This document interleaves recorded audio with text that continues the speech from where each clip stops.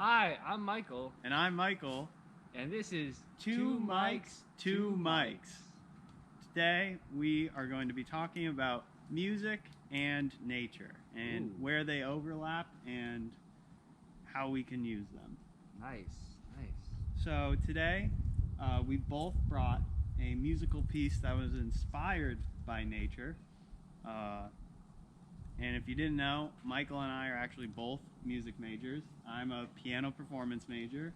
And I am a music education major with a concentration in tuba. Awesome. Yeah. So, the piece I brought today was Beethoven's Sixth Symphony, his Pastoral Symphony, and he wrote it from the inspiration that he found in nature. Really? He spent most of his time when he was writing in Vienna. He would often travel several miles outside the city and write all his pieces in music.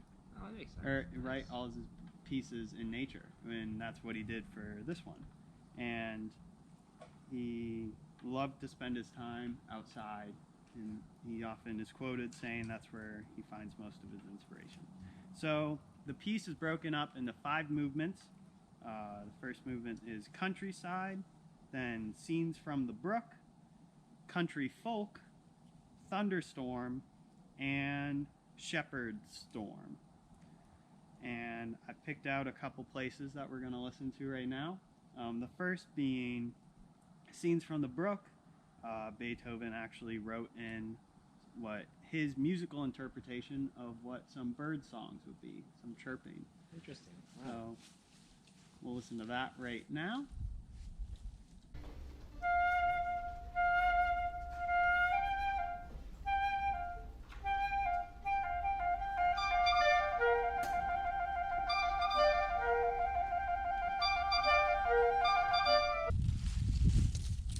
I thought it was a pretty cool, interpretation of how birds speak. I'll talk about birds and music in a bit. But it's just so interesting that just how he collected so many different sounds and pitches from these birds, and he's incorporating it into his music. Do you think people would recognize that? Is that do you think people back in Vienna in the day would recognize those bird calls out in nature? Maybe, especially I wonder if they know what it's called, because it was called Scenes by the Brook. But I wonder if they didn't know the name. Oh, okay, yeah. I bet they would be able to tell. Yeah, yeah. Especially since the Pastoral Symphony. Mm-hmm. All right, and his fourth movement, the Thunderstorm. Ooh. Here it is.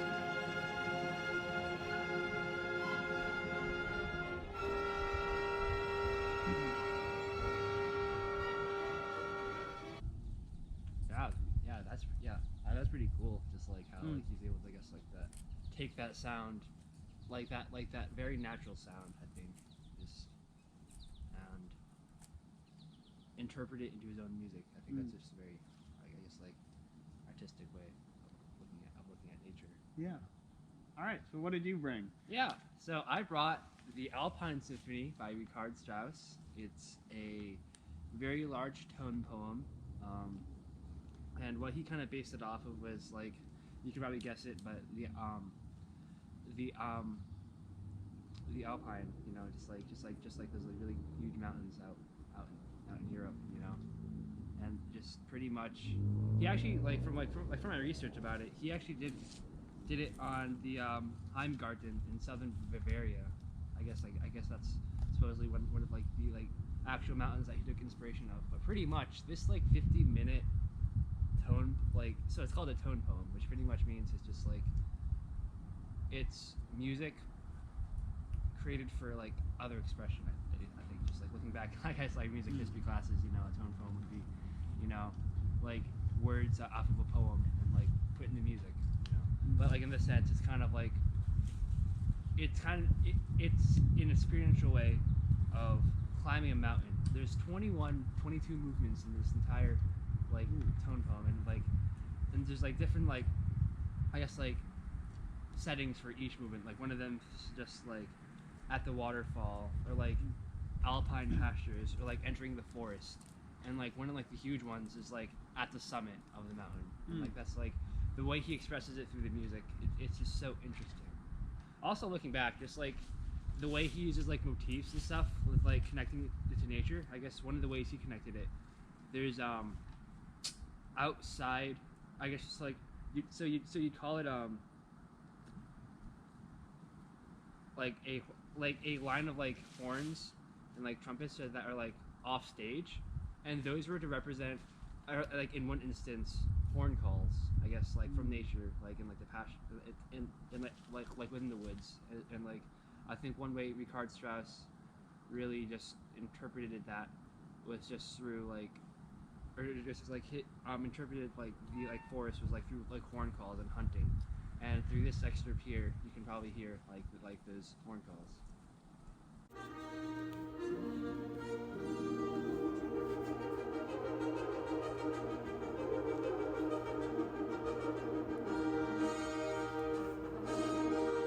Right. Well, beyond that, you know, there's like, it's like you can like the way he expresses the music is just like you can tell like when he's at the summit. There's like different like at different moments where like it's just really grand, and the entire orchestra is like at such a strong dynamic that you can definitely tell like where he's at in the music, and like as he goes down the mountain, you can also tell as well. Like he's like it starts to like get less and less gradual, you know. And just sort of gradually like less, I'd say, but like it should, but like even though it's just a really beautiful piece, I'd say. Another thing about it was like there like the large instrumentation. He also called for like percussive instruments to kind of portray thunder, kind of like what Beethoven did.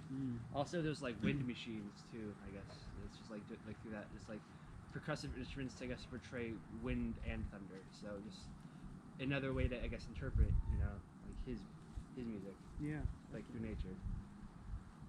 Yeah. All right. And so on this next segment, we're going to be talking about different articles we found about the connection to music and nature. Michael, Mike, do you want to start us off?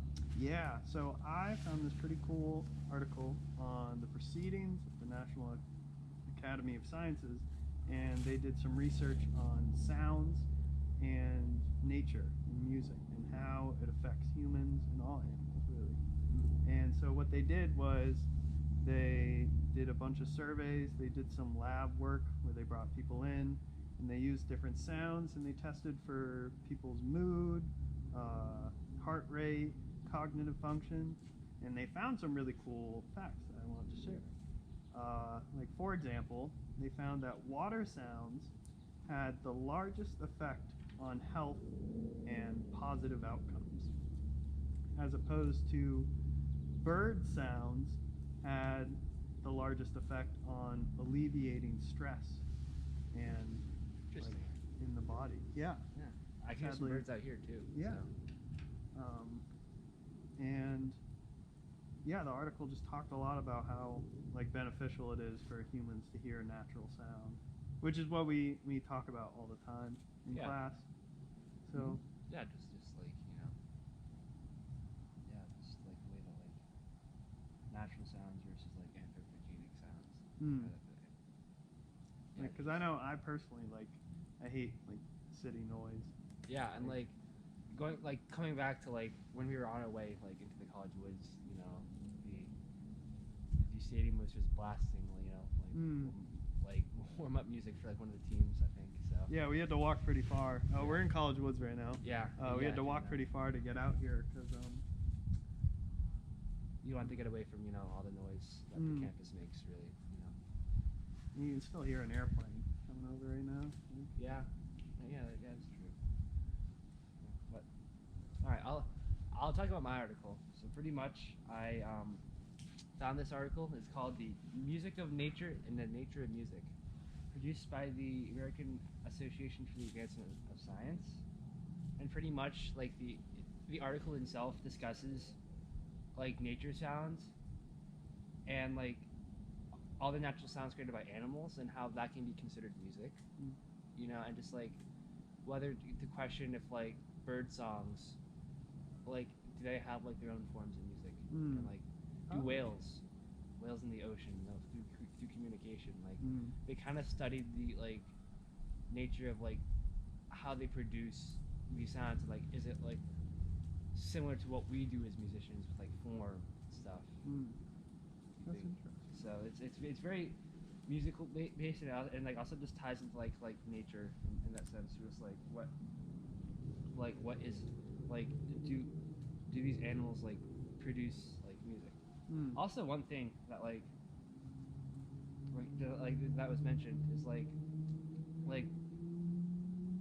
when humans are exposed to more nature, they're just like so exposed to like so much more soundscapes. I mean, that's a very simple thing Mm. to say, but like looking at it, like going back to whales, you know, the first whale recordings were like recorded in like the 1940s, and but beyond that, like the indigenous like people who lived around these whales and like would go out on their boats, they even listened to these like different natural soundscapes for like years, you know, prior to like just the recording.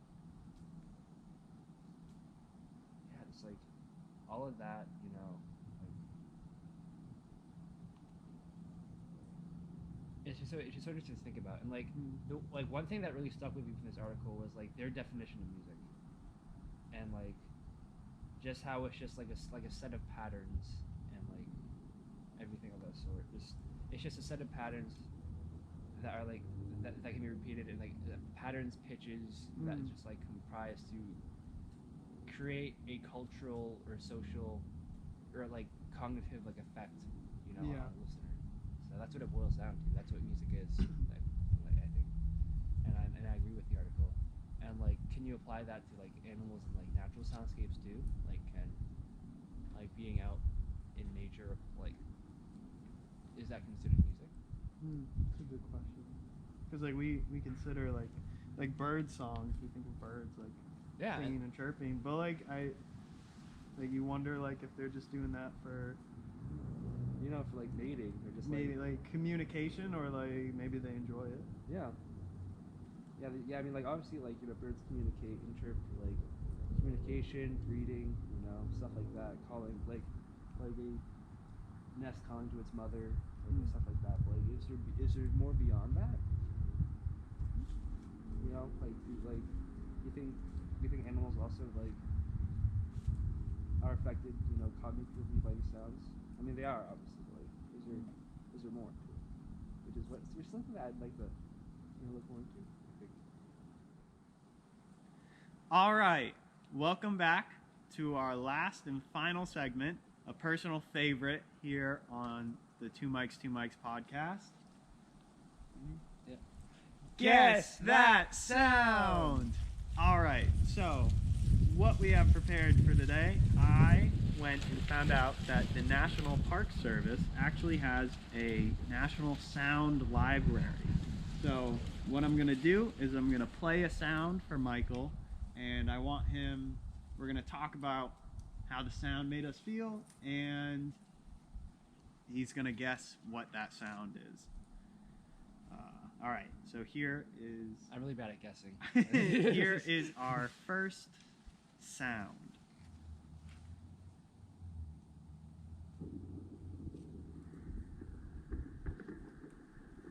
Ooh. All right. Thoughts on what I it don't could be? First thing coming to mind is like thunder, you know? Yeah, it's like just like that there's like that crackle and it's like boomy, you know? Yeah. Kind of not a pleasant.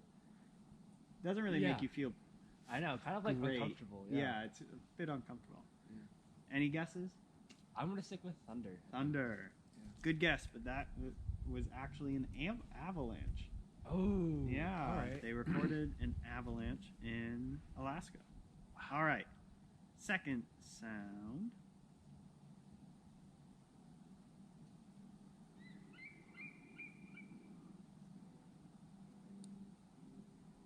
All right. Feels like I don't know, like in close to like river, like close to water. You definitely there's like I hear like a frog. I heard like a frog croak, and I heard like a bird too. I feel like a bigger bird. I don't know, like I'll do it again Yeah, yeah. because it's pretty quick.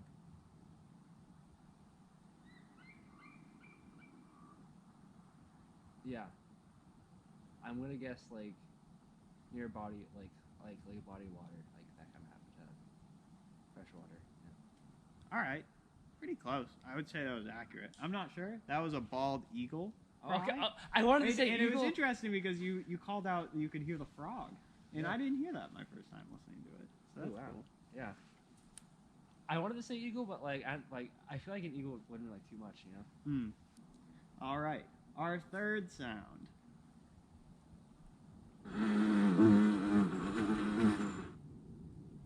Is that like a very close up to like a bug? Maybe. I don't know. This I'll play it again. It's like because that seems like it almost seems kind of artificial. Like Yeah. like my I want the chainsaw, you know. And it's not comfortable. Kind of like Yeah, it's like I was kind of shocked by the sound. I was yeah. like, whoa. Yeah, it kind of hits your like fight or flight response. It does, yeah. It kind of got me anxious for a second. I was like, what the? All right. And another sound.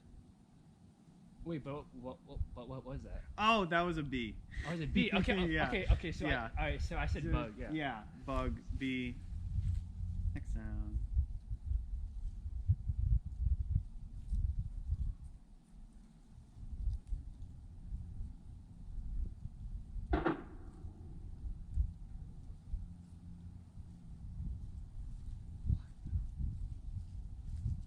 That one's really hard.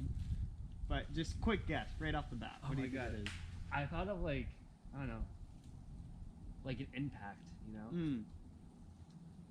I'll tell you. That was actually What is it? two bighorn sheep. Ram. ramming Yeah, their I heads dude. I together. swore it was animals fighting. Yeah. And I was like, oh my God. If I heard that, I would assume that it was like a rocket in the ground. Yeah, like that or like a tiny blip of thunder. You know. Yeah, like it was like impact. I want. Yeah, dude, this is really good stuff.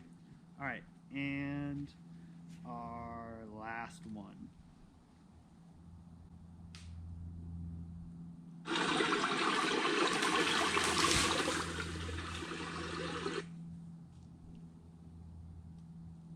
Wow.